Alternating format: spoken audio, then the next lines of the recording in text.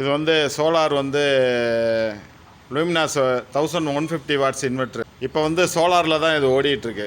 இதுக்கு பேக்கப்புக்காக ஒரு பேட்ரி வச்சுருக்கோம், சோலார் பேட்ரி 150 ஆம்பியர். உங்களுக்கு அந்த இன்வெர்ட்டருக்கு பின்னாடி பார்த்தீங்கன்னா அப்படியே தெரியும். இப்போ வந்து இபியை வந்து ஆஃப் பண்ணி வச்சுருக்காங்க அந்த வீட்டுக்காரவங்க. பகல் ஃபுல்லாக வந்து இவங்க வந்து சோலாரில் தான் ரன் பண்ணுறாங்க. 500லேருந்து 1000 வாட்ஸ் வரைக்கும் லோடு எடுக்கிறாங்க. 600 700 வாட்ஸ் கன்ஃபார்மாக லோட் போயிட்டுருக்கீங்க. டியூப் லைட்டு, ஃபேன் இதுதான் யூஸ் பண்ணிகிட்ருக்காங்க. இந்த செட்டப் எப்படி இருக்குதுன்னு கொஞ்சம் காட்டுறேன் பாருங்கள்.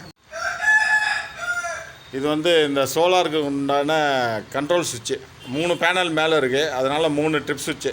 ஏதாச்சும் ஒரு கம்ப்ளைண்ட் வந்துச்சுன்னா ஒவ்வொரு ட்ரிப்பாக ஆஃப் பண்ணி நம்ம ஒர்க் பண்ணிக்கலாம். அதுக்காக சோலாருக்காக மேலேருந்து வர்றத பவர் சப்ளைக்காண்டி இது வச்சுருக்கோம். இதை கொண்டாந்து இந்த பவர் சப்ளை நேராக வந்து இன்வெர்ட்டருக்கு பின்னாடி யூனிட்லேயே கொடுத்துருப்பாங்க. அதில் கொண்டு போய் உள்ளே கனெக்ட் பண்ணிட்டா போதும். அந்த சோலார் இடம் இருக்கும், இங்கே கொடுத்துட்டா போதும். எப்பயும் போல் இன்வெர்ட்டருக்கு மாட்டுற மாதிரி பேட்டரிக்கு உண்டான கருப்பு செப்பு வேறு பேட்டரியில் அப்படியே மாட்டி விட்டுற வேண்டியது. சோலார் இன்வெர்ட்டர் எப்பயும் நார்மலாக வயரிங் பண்ணுற மாதிரி அதுக்கு ஒரு இன்புட் கொடுத்துட்டோம்னா பேட்டரி சார்ஜிங் ஆகிக்கிறோம். தேவைன்னா சோலார் இருக்கிறதுனால தேவையில்லை. இவங்க பார்ட்டி கேட்டனால இது ஒரு சேஞ்ச் ஒரு செட்டப் பண்ணி கொடுத்துருக்கோம். இபிலேயும் சோலார்லேயும் மாற்றிக்கிற மாதிரி பார்த்தீங்கன்னா தெரியும். இது வந்து மேலே வந்து சென்டர் ஆஃபு, கீழே வந்து சோலார் பவரில் ஓடும் வோல்ட்டு. அந்த மாதிரி 3 பேனல் இங்கே வந்து மாட்டியிருக்கோம்.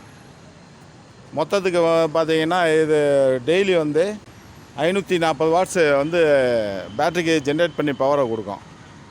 இந்த எனர்ஜியை வச்சுக்கிட்டு கீழே மாட்டியிருக்கோம்ல இன்வெர்ட்ரு, அந்த இன்வெர்ட்டருக்கு வந்து பவர் சப்ளை இதிலேருந்து போயிட்டுருக்கு. இபி ஆஃப் பண்ணி வச்சுருவாங்க. இது வந்து ஆஃப் கிரிட் இன்வெர்ட்டர்னு சொல்லுவாங்க, ஆன் கிரிட்டு கிடையாது. வேணுங்கிறப்ப அதை யூஸ் பண்ணிக்கலாம். இல்லாட்டினா வந்து பேட்ரி சார்ஜிங் ஆகிட்ருக்கும். நைட்டு கரண்ட்டு போயிடுச்சுன்னா பேட்ரி பேக்கப்பில் அது பாட்டு ரன் ஆகிட்ருக்கும். பேட்ரி பேக்கப்பு ஒரு 20-30 மணி நேரம் வருது, தாராளமாக வருது. பார்ட்டிக்கு வந்து ரொம்ப சந்தோஷம். இது கரண்ட்டு பில்லும் பார்த்திங்கன்னா ரொம்ப மிச்சப்படுது.